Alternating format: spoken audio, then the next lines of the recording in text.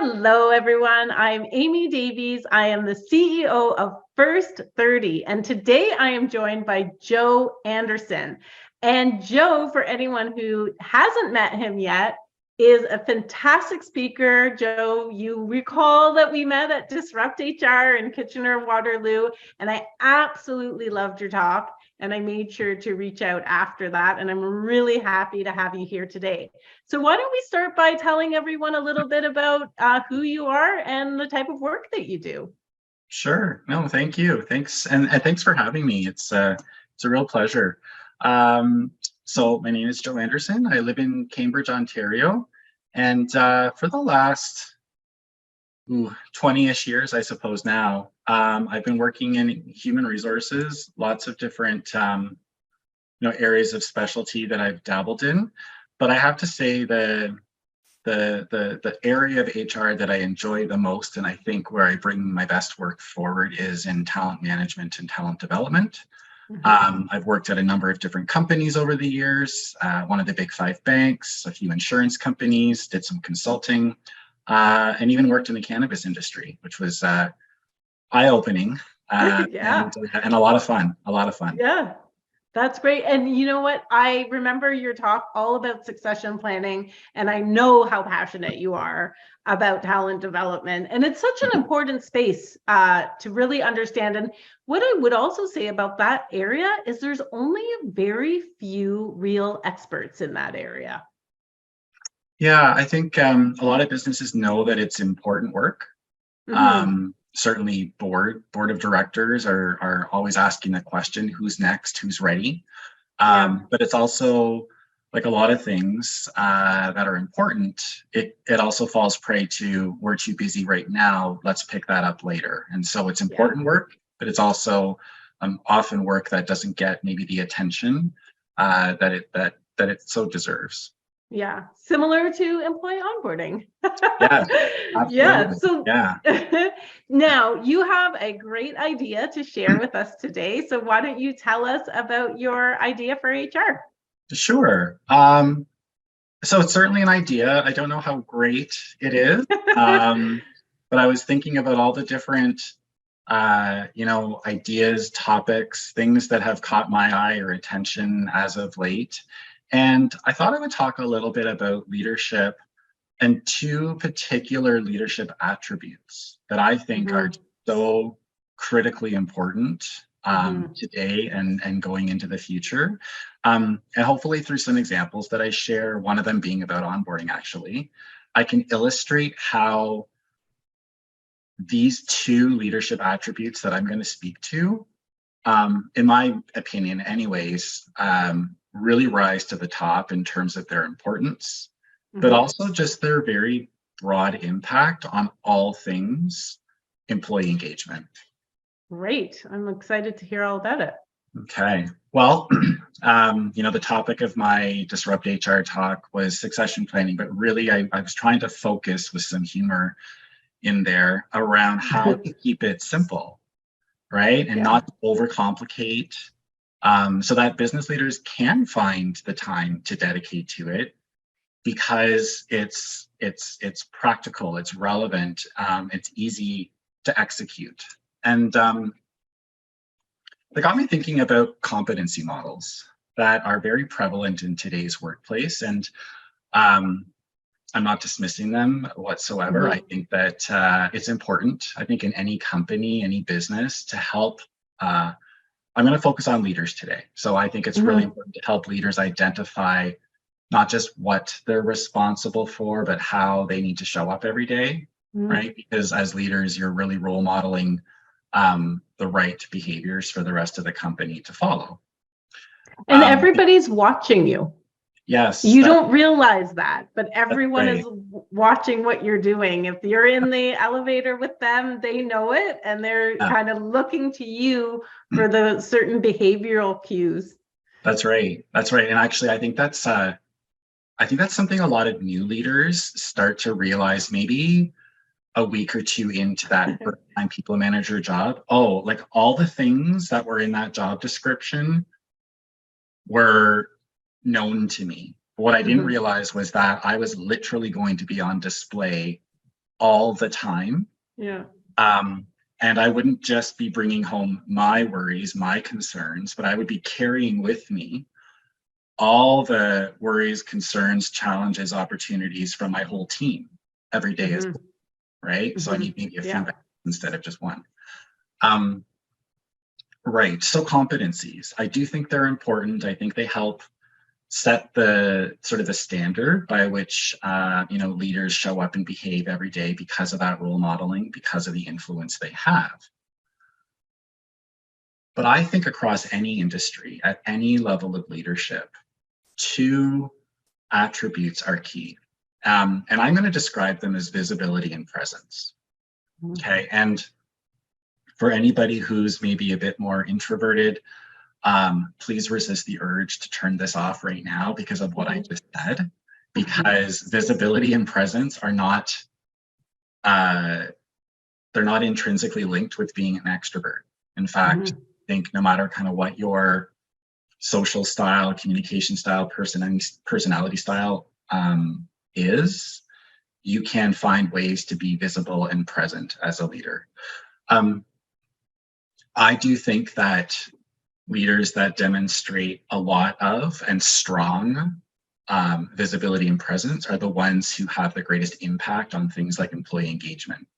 I think they lead teams that put forth the most discretionary effort.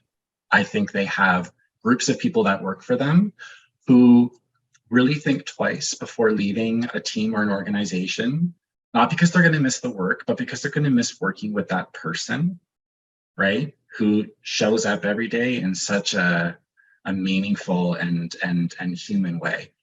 So I'm going to give an example. Actually, I've got a couple, but I'm going to start with town halls and try to use that as an example where visibility and presence can really play a key role. Because I think most employees are familiar with that concept of a town hall, right? Yes. Most of the places I've worked, they tend to happen like once a quarter. They tend to be tied somehow with like the business's financial results.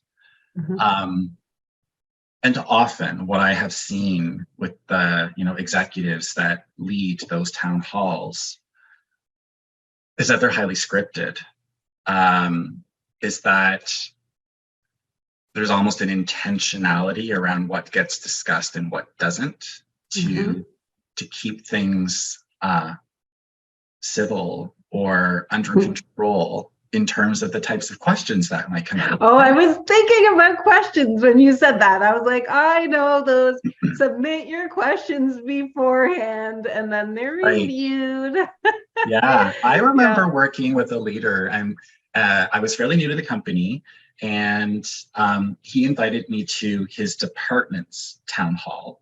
And he was sharing a little bit with me prior to that about his concerns around like morale and employee engagement. And he mentioned that they called for questions ahead of time anonymously. And I just remember sort of smiling and saying to him, we're going to get you to a point, you and I are going to work together, and we're going to get it to a point where there's no more anonymous question process in advance of these meetings. You're just going to arrive. You're going to share what you think is important for people, and you're going to be ready and willing to take on whatever comes your way. Yeah. And yes, there will be crickets at first. It's different and it's a change, but over time, trust me, they will come. I understand the temptation to script things and to control the questions so that you can control the answers. But leadership visibility and leadership presence is really about like extending some vulnerability, extending some humility, walking into a room and demonstrating like very overtly, I don't have all the answers. Yeah. I don't know it all. I can't possibly anticipate everything that's on your mind, right?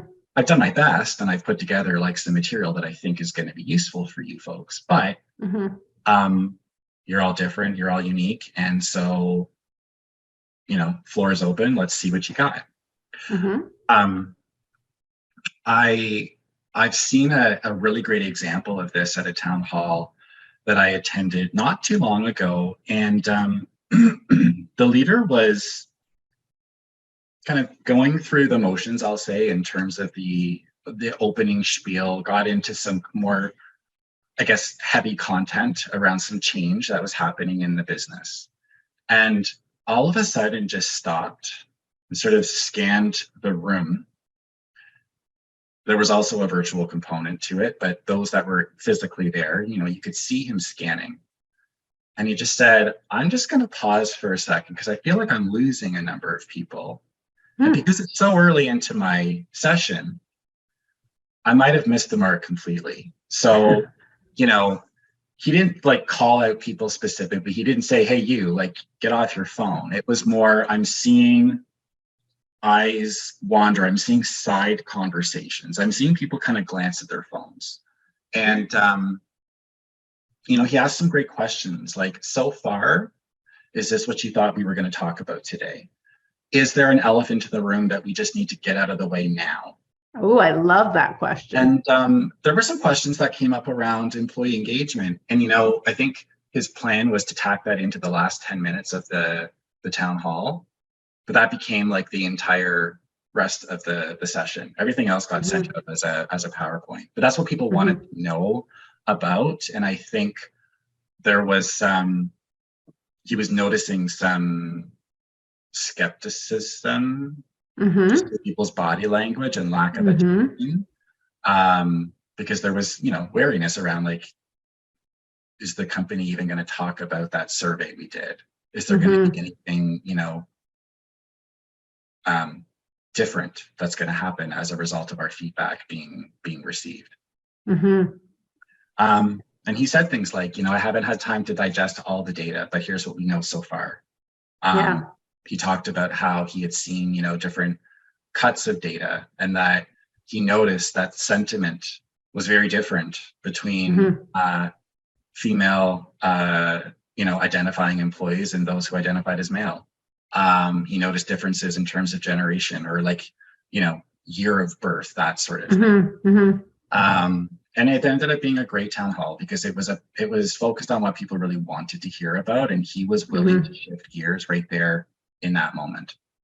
And he was telling everyone without telling them that he cared about them, right? About the organization, but also about them. Yeah, absolutely. So, I think that was just, for me, that's a really strong example of visibility and presence that I think of. Another one is, leaders who spend some time sort of, and again, I feel like I'm dating myself a little bit when I say things like, walk the aisles. Maybe today that's a little harder to do if you're in a virtual or hybrid work environment. There's other ways though to get that done. But essentially, what is it? It's carving out some time in a day or a week to just get out and be with the people. Listen to their calls, listen to their conversations, jump in on a meeting, and just get a feel for like, what are people talking about? And I think the more interest you show in people, the more accessible then they feel you've become. I love it. Of sharing feedback. I think from an onboarding perspective, here's another way I think that visibility and presence can really help. And I'm going to say help in terms of building early and strong trust, and I think increase retention of employees. So, we all know there's tons of stats out there in terms of like the cost to hire, right? The cost to the business in terms of lost productivity every minute or every day that a job sits vacant. So it's so important, right, that we find the right person for the job. And, maybe it takes a few weeks or months for that to happen. There's all this effort in terms of like negotiating salaries and vacations and all that. And then for some reason, when day one occurs, managers might find like an hour in their day to spend with that person. A lot of companies have it set up so that HR takes care of the rest. Right? And my recommendation, right? Again, in terms of visibility and presence, is like make that a day where like you are literally with that employee almost all day. All day. And Yeah. why is that? This is your opportunity to get things off on the right foot. You're certainly demonstrating a lot of interest in them when you do that. Mm-hmm. You're building trust. You're given so many opportunities to clarify and level set expectations. You have a chance to, introduce your new employee to folks that they're going to need for training or mentoring, or, they might have to go to from time to time to be a subject matter expert. And a lot of times, I think what managers end up doing on that first day for that employee is they'll go to the weekly recurring meeting. Yeah. Right. And I'm going to just sort of challenge managers and say, do you need to? Like, think about this day as a really important day, almost as important or maybe equally important as, I don't know, the day you need to present something to the board of directors, right? Because again, from a dollars and cents perspective, it costs a lot to get to the point of the employee showing up on day one. Yeah. Right? You want a strong return on that investment.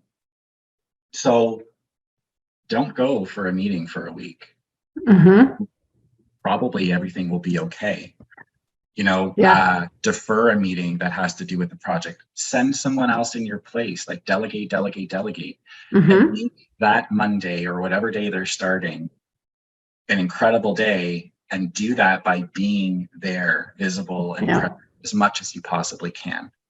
Because you're showing them they matter. You're showing them you care. You're kind of being, you're literally being there. But you also, I'm sure, have to have a bit of a plan for the day to make sure that it's not awkward. No, for sure. And like I've seen lots of really creative things that managers do. So for example, lunch, of course, everybody likes to eat. Yeah. But if it's a physical, like you're meeting in person, kind of touring around, stopping, meeting, introducing, not to everybody, but people that you think they need in their network early on, right? It's those connectors, it's those influencers, it's those experts. That can be, super useful. But also, doing things like giving them a bit of a demonstration of the company intranet, like where do you find stuff? Mm-hmm. Does it mean that, maybe you fit in a half an hour or an hour for them to do some of that dreaded compliance training? Sure. But, and I'm not saying that, things won't maybe come up in a day that require you to pull away for a few minutes, but we're really good at protecting and preserving certain days for other things in the context of business. Mm-hmm. Why not do the same thing when we have people starting on our team? We're running tighter, leaner operations, right? So every person really, really matters. And to get the most out of them, you have to be willing to put a lot in. And first impressions, I think they do matter. And again, that visibility and presence is a way to bring all that to a head. Yeah, and there's a labor shortage right now. So you have to really show people when they get there that you do value them. And I absolutely think that is amazing advice. Look at this as an investment. You want the return on investment. You're going to spend the time and dedicate the resource to it. I think it's wonderful. Yeah. Well, I'm so grateful to you for sharing that with us today. This is really, really good advice. And now everyone's believing what I said about you being an expert in this space. I think with succession planning, when you're even thinking about the fact that you need someone in leadership roles who can, take these questions and be true, like be sincere when they get up in front of an audience and really try to engage with people. Those are the types of leadership skills we need to be looking for. We need to be looking for many, but that is definitely one, because we've learned so much about our humility through the last few years, and we just Mhm. want to be in a normal environment with people we feel and who treat us well, but also we feel we can trust. And that's a great way to build that trust. All of these things that you've Yeah. talked about today are really great for building trust. Can I just say, like, just in closing, that for folks who maybe are nervous about being in situations where you don't have all the answers, one of the things that I often encourage people to think about is, where is that pressure coming from? It's often not from the audience. It's often not from their leader. It's often self-imposed, right? And if we take some time to think back to, what was it like when I wasn't an expert? How did I get to where I am today? Oh yeah, I made mistakes. Oh yeah, I had to ask. Oh yeah, I didn't have all the answers, right? Yeah. So it's like we're doing that again, but just later on in our careers. Mm-hmm. And it's okay to dry run and to practice as well, as long as going into the real life situation, that town hall, for example, that you're never, ever, ever gonna be able to practice answering every single question that might come up. You're always going to have something that's a little bit novel, or maybe even a little bit disruptive. Yeah. But if one person asks the question, I guarantee you 10 others are thinking it. And so it's better to get it out there and deal with it than to pretend it doesn't exist at all. And even if you don't have the answer that day, like you said, it gets you thinking about it. You have to have an answer the next time, right? Sure. And then forget it and follow through. Let people know what you found out. Yeah. Thank you so much. So now tell everybody where they can find you if they are wanting to connect. Oh boy. I found you on LinkedIn. So maybe, remember, I tracked you down after that great talk, and I was like, we have to connect. You're coming on Ideas for HR. Yeah, LinkedIn is great. I use it a lot just to kind of get inspiration for work. But also just to sort of meet and connect with people that I'm just forming relationships with, or reconnecting with folks that I worked with years and years ago. I think the end of my LinkedIn URL is Joseph Anderson CHRL, if I'm not mistaken. So yeah, feel free to find me there, and we can keep the conversation going. Thank you. I've learned a lot today, and I'm sure that our audience has as well. So thank you so much for joining. Thank you. I'm looking forward to seeing you, hopefully in person, at events again sometime soon. That's the hope. Thank you so much. Take care. Bye-bye. Bye.